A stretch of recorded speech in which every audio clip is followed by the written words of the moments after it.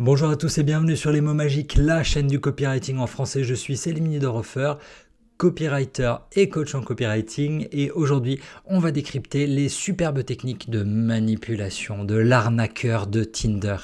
L'arnaqueur de Tinder, vous avez peut-être vu ce documentaire sur Netflix. Je veux vous avertir sur certains points. On va utiliser dans cette vidéo une grille d'analyse. Cette grille d'analyse, ce sont les principes de persuasion, les principes d'influence décrits par Robert Cialdini dans son premier bouquin qui s'appelle Influence en anglais. Nous, vu qu'en France on n'aime pas trop l'influence, on n'aime pas trop le business, il a été traduit par son éditeur par influence et manipulation. Je reviens rapidement sur l'idée de est-ce qu'un crayon c'est dangereux ? Non. Est-ce qu'une fourchette, c'est dangereux ? Non. Pourtant, dans une prison, tu peux t'en servir pour tuer un détenu. De la même manière, les principes d'influence, de persuasion dont on va parler aujourd'hui, on pourrait les retrouver ici dans le guide du copywriting. Vous pouvez les utiliser pour faire le bien, vous pouvez les utiliser pour vendre des produits vraiment sympas, vendre des offres qui vont faciliter la vie des gens et améliorer leur vie, ou vous pouvez partir du côté obscur et vendre des trucs tout pourris et arnaquer les gens. L'outil, la trousse à outils, c'est exactement la même, simplement l'intention et le résultat seront complètement différents. Je vous fais un résumé rapide de cette arnaque. Shimon, notre ami israélien, arnaque des jeunes filles qu'il rencontre sur Tinder. Il leur fait croire qu'il les aime, puis il va leur demander de contracter des emprunts, en gros de faire des crédits pour lui et de lui envoyer l'argent.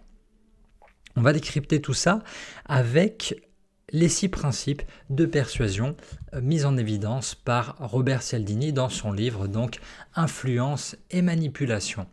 On commence par le premier point. La fille qui va rencontrer Simon sur Tinder, elle arrive dans un environnement Tinder, ok. Elle est en train de chercher l'amour. Quand on cherche l'amour, on se dit, bon, ok, on y va, on a envie de croire. Donc, on fait déjà un petit peu confiance. Certaines personnes ne font pas du tout confiance et vont vérifier tout. Et on le voit directement dans le premier rendez-vous, la jeune suédoise, non elle est norvégienne, la jeune fille qui fait son premier rendez-vous à Londres avec lui et il l'emmène directement pour un premier rendez-vous dans un jet privé. C'est complètement fou. Ses amis lui rappellent bien, ses amis lui disent « Wow, ça va un peu trop vite, t'es sûr que c'est pas un truc complètement fou qui est en train de se passer là ?»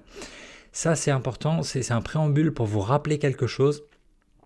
Personne n'est à l'abri, vraiment nul n'est à l'abri d'un maître manipulateur parce que c'est pas parce que vous êtes un très bon copywriter que vous maîtrisez tous ces principes de communication, tous ces principes d'influence et de persuasion que vous n'allez pas vous faire arnaquer. Et je passe aux aveux, vraiment, confession, je me suis fait arnaquer.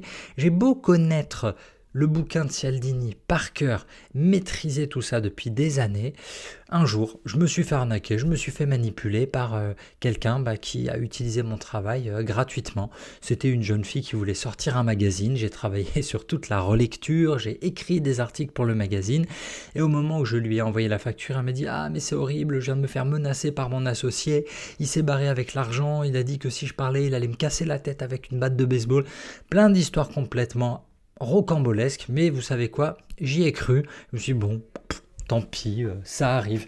Et j'ai pas cherché à comprendre plus que ça, parce que j'avais vraiment de la peine pour elle, j'étais vraiment dans l'empathie, et c'est que plus tard qu'on m'a dit non mais elle fait ce coup-là, tout le monde, laisse tomber, elle a des casseroles énormes derrière elle, mais je le savais pas, parce que j'étais trop proche du sujet, j'étais trop proche d'elle pour vraiment voir l'arnaque, donc vraiment, quand vous regardez le documentaire, ne jugez pas les personnes qui se font avoir parce que de la même manière que Bernard Madoff a endormi les plus grandes banques et les plus grandes fortunes du monde entier, personne n'est à l'abri de se faire manipuler. Donc là, on va essayer de voir comment ça a fonctionné.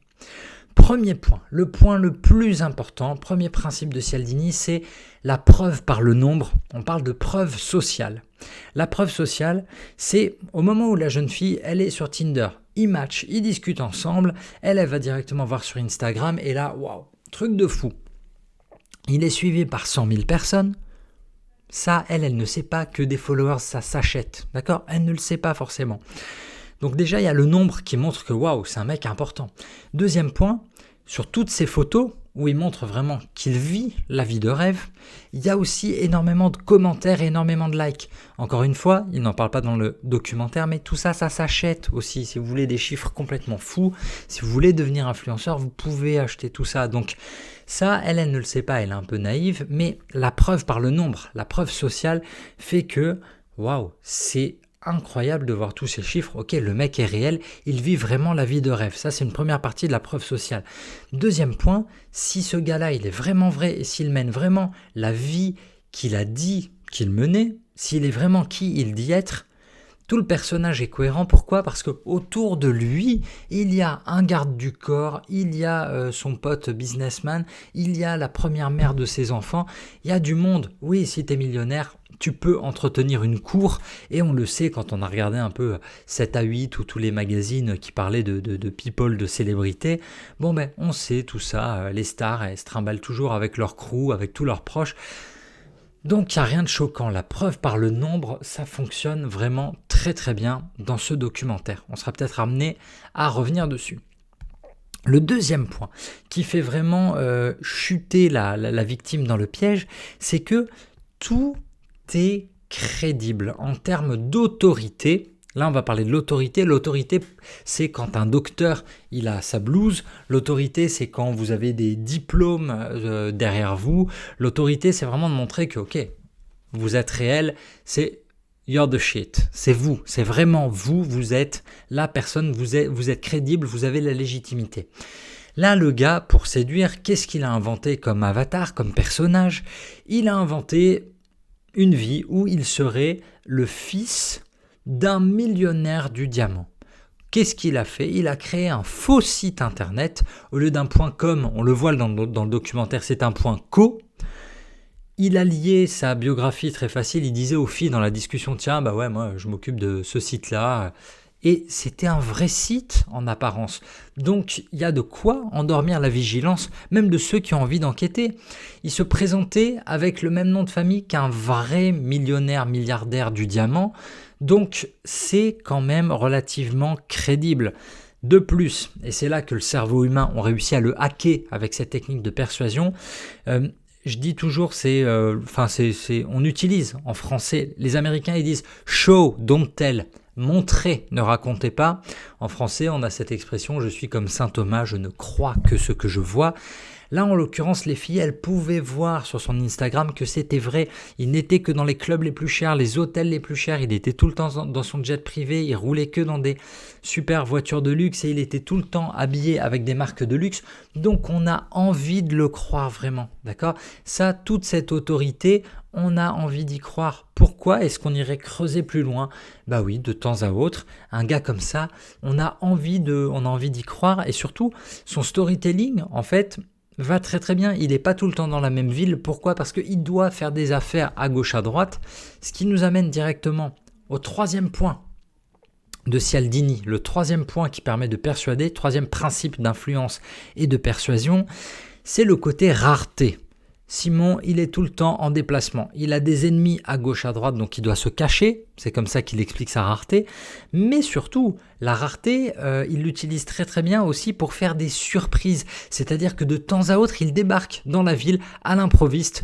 Il va jamais dans une ville pour ne rien faire parce qu'il a toujours une fille à voir à gauche ou à droite. Mais il fait la surprise, c'est-à-dire que il a cette force, on va en reparler après. Il envoie des textos le matin, il envoie des textos le soir, son copywriting est très très bon, il leur fait croire directement qu'il est amoureux, qu'il veut les épouser, que ce sera vraiment la mère de leurs enfants. Enfin, le mec est très très balèze pour faire croire tout et n'importe quoi, mais surtout, il est là, il est plus là. Il crée le manque. La rareté, vous le savez très bien, quand on veut vendre quelque chose, ce sentiment d'urgence, il faut que les filles, elles profitent de lui au moment où il est là, parce que demain, il fait peut-être du business à New York, ou il est peut-être en Afrique du Sud, ou il est peut-être au Liban ou en Israël. Ça va vite. Et ce sentiment de rareté, c'est hyper important parce que la fille qui a la chance d'être avec Simon, à ce moment-là, elle se dit « Waouh, je suis vraiment unique ». Et l'être humain, pensez toujours au concept des 2 A.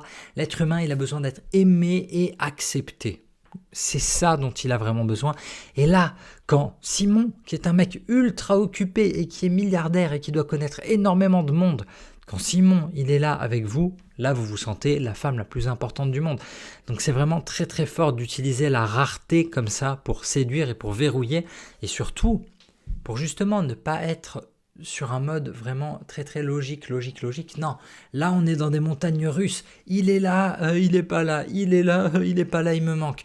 Ça, c'est très, très fort. Et tous les manipulateurs, tous les pervers narcissiques maîtrisent très bien la rareté, maîtrisent très, très bien l'urgence.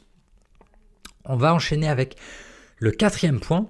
Le quatrième principe de persuasion selon Cialdini, c'est l'appréciation ou l'amitié. On dit dans le business qu'on achète beaucoup plus facilement une personne qu'on aime bien, une personne avec qui on a des affinités, une personne avec qui on a des points communs. Là où Shimon il est très très fort pour manipuler les gens, c'est que quand vous voyez ses premiers dates, ses premiers rendez-vous, il fait beaucoup parler la fille, d'accord ? Il les fait parler beaucoup, pourquoi ? Parce que lui, sa vie, il en a ras-le-bol de la raconter, mais il maîtrise très très bien son script, mais simplement pour qu'elle se sente beaucoup plus aimée, pour réussir à trouver les failles dans la psychologie de la fille, il se place un peu en confident et il va beaucoup écouter et il va se servir de tout ça par la suite. Et les filles le disent d'ailleurs, mais il avait tout sur moi, il savait où je travaillais, il savait où ma mère habitait. Donc ça c'est typique des gens qui n'aiment pas forcément dévoiler qui ils sont. Ils écoutent beaucoup, ils posent beaucoup de questions. Et surtout, là où il est très fort, je reviens avec l'histoire juste avant, le principe d'avant, c'est que pour faire en sorte qu'elle tombe amoureuse rapidement, il envoie aussi énormément de sentiments. C'est-à-dire que très rapidement, ça va être j'ai jamais connu personne comme toi, je fais des selfies dans mon jet privé, je pense qu'à toi. Il occupe le terrain, c'est ça qui est fort. Le matin au réveil, quand tu as la tête dans le cul, tu te réveilles, oh, un texto de Simon, trop mignon, vraiment trop cool. Le soir avant d'aller te coucher, t'es crevé, oh, encore de l'amour, trop bien.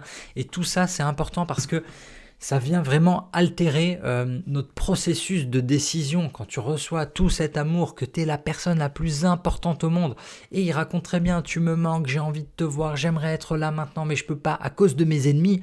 Ça, alors petite parenthèse, Cialdini n'en parle pas, mais la conspiration, c'est aussi quelque chose qui est très très fort. Et tous les grands hommes politiques, tous les grands partis politiques, comment on amène quelqu'un à la guerre, comment on réussit à fédérer Apple, par exemple, contre IBM contre Microsoft, c'est nous contre eux, c'est nous contre le reste du monde, c'est Bonnie and Clyde. Ça, la conspiration, c'est vraiment nous contre eux, ça marchera toujours pour assembler une communauté. Et ça, c'est exactement ce que font tous les gourous, tous ceux qui dirigent des sectes, ils fonctionnent exactement pareil, c'est vraiment le monde entier, j'ai des ennemis, ils sont contre nous, mais restons entre nous, discutons entre nous, soyons entre nous parce que nous détenons la vérité et les autres ne doivent pas savoir, ne peuvent pas nous comprendre, ils nous détestent, ils veulent nous tuer. Ça, c'est très très fort et là, on est clairement dans un principe de manipulation. Là, il n'y a même pas de persuasion, là, on est clairement dans la manipulation. Donc, on en est déjà à 4 arguments, 4 principes de persuasion de Cialdini que Simon maîtrise vraiment beaucoup et qui vont vraiment flinguer la perception réelle. Elles n'arrivent plus à avoir droit, elles n'arrivent plus à penser juste.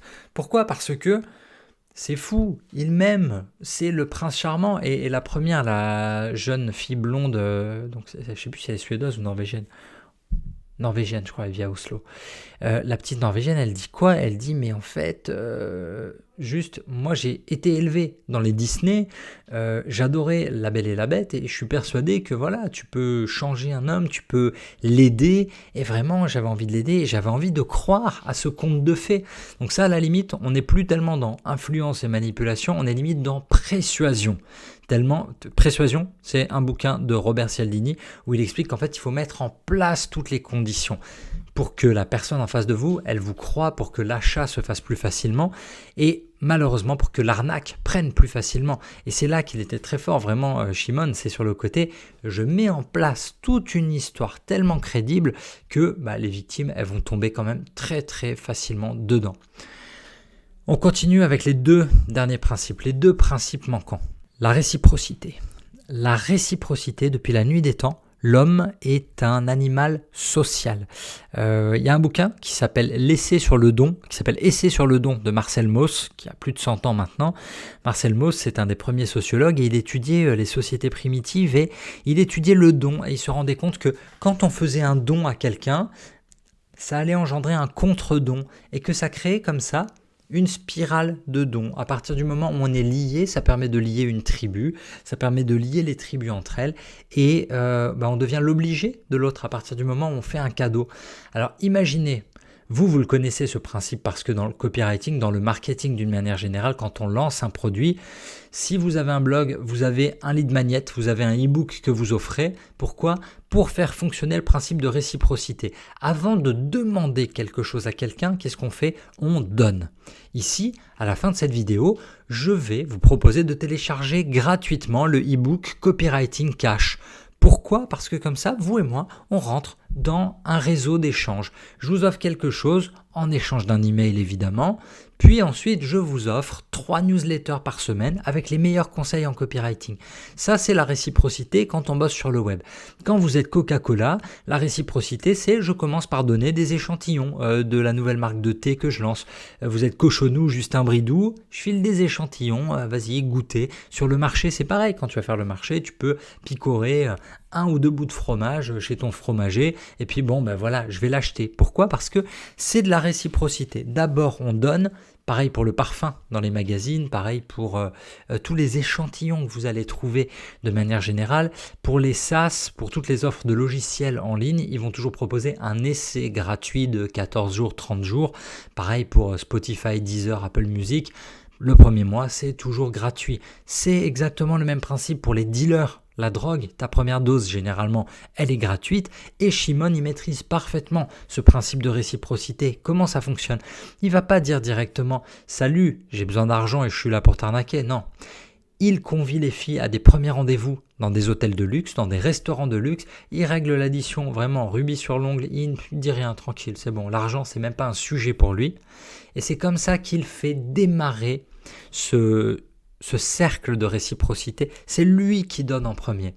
Alors imaginez, premier rendez-vous dans un restaurant hôtel de luxe, puis directement date en avion, on part ailleurs faire un petit séjour. Tout ce qu'il donne, de l'autre côté, la fille, elle va se sentir obligée. Au moment où lui va demander, elle va se sentir obligée. Et ça, c'est la psychologie humaine. Malheureusement, on est tous fragiles comme ça. Quelqu'un qui va nous aider beaucoup, qui va nous donner beaucoup. S'il est gentil, c'est bien. Mais s'il est mal intentionné, ça peut faire très, très, très, très mal. Et on va refermer cette vidéo avec le 6e point. Et c'est là que malheureusement, la spirale elle se referme et on va partir en spirale négative, on va partir vraiment en cercle vicieux pour ces jeunes femmes. C'est qu'au bout d'un moment, quand Shimon il leur dit écoute, vas-y, j'aimerais bien que tu trouves l'appart pour nous, et puis parce qu'on va vivre ensemble, donc il continue vraiment le côté appréciation et amitié, en l'occurrence appréciation, vraiment, amour énorme, présence quotidienne sur les réseaux, selfie dans les avions, son storytelling, il est vraiment, vraiment béton. Et là, c'est le moment où son storytelling sur ses ennemis qui sont si forts, qui bloquent ses cartes bleues, c'est là où il va dire, écoute chérie, là vraiment, j'ai besoin que tu me prêtes 10 000, mais t'inquiète, je te les rendrai. Pourquoi ça fonctionne si bien ? Parce que c'est le 6e principe qui s'appelle le principe d'engagement et le principe de cohérence. À partir du moment où ces filles, elles ont dit « mais bah oui, je t'aime bien sûr », à partir du moment où elles ont dit « oui, je veux vivre avec toi », à partir du moment où elles sont rentrées dans le cercle de réciprocité, qu'elles ont été OK avec tous les cadeaux, avec tous les rendez-vous, là, elles se disent « bon, le gars, il est millionnaire, 10 000, c'est un peu dur pour moi parce que j'ai pas forcément cet argent, mais je peux le trouver. Et puis surtout, je peux faire un crédit facilement et il va me le rendre. » Et c'est là que vraiment le cercle vicieux, il est parti, il est enclenché à cause de ce principe d'engagement. Ça commence avec 1 et 3 heures après, il vous rappelle en vous demandant un 2e crédit et puis un 3e, etc. Et on voit la jeune femme, donc la norvégienne, qui a plus de 250 000 $ de crédit parce qu'elle les a enchaînés dans différents organismes faciles. Là où Shimon il est fort, c'est qu'il fait des Photoshop tranquilles sans aucun souci pour ses faux passeports, pour toutes ses cartes. C'est un maître manipulateur. Quand vous tombez là-dedans, le principe d'engagement fait que une fois qu'on en a fait un, on est obligé de faire le 2e et puis le 3e et on ne peut pas s'arrêter parce que on est dans cette spirale négative et surtout, on sait que l'autre va pouvoir nous le rendre. Alors, les jeunes femmes, elles n'ont pas envie de passer pour des radines. Elles n'ont pas envie de dire « non, mais je ne vais pas t'aider ». Elles pensent que c'est l'homme de leur vie. L'homme de ta vie, bah oui, tu vas l'aider, tu vas tout donner pour le sauver. Et ça, malheureusement, ce principe d'engagement et de cohérence, c'est ce qui va les piéger et ce qui va faire que quelques années après, elles sont encore terriblement endettées.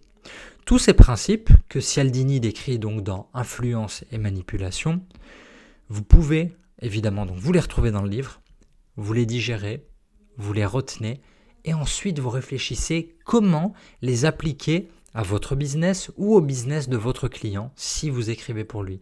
Influence et manipulation, c'est un des livres les plus forts en marketing, même si je le vois toujours, il est toujours numéro 1 des ventes sur Amazon tout le temps.